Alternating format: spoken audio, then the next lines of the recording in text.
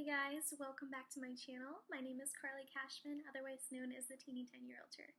I just wanted to start this teeny little series that's going to talk about some of the major things that are making deals fall apart right now, and unfortunately, sometimes we can't control it, but there's some things that we can do and not do to make it a little bit easier along the way. So I'm partnering with my preferred lender, Ryan Price at Movement Mortgage, and we put together a few little points to decide what you should and should not do to make your loan stay together as easily as possible.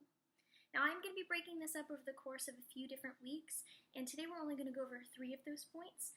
And keep in mind that these are suggestions to try and keep your DTI, your debt to income ratio, as the same as possible throughout the process, because there's plenty of variables that go into that to acquire such a number, and that's going to affect your rate lock and your interest rate and things that are going to influence your pocket on a monthly basis and the likelihood of you getting into the house. First and foremost, the most important thing to think of is do not apply for any additional credit lines of any kind for the 3 to 4 weeks that you're under contract. So that means no new credit cards at IKEA when you're trying to get all this new furniture for your house. You're not going to want to open any new lines, even if you don't put anything on it.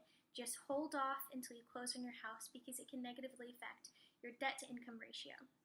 Now also, number 2, do keep all existing credit cards open. So that means even if you think you're helping by closing an account out, it's not necessarily going to do what you think it's going to do. It's a domino effect. So you can always consult with your lender or your realtor to decide if it's the right move to proceed by closing an account, but it's usually not.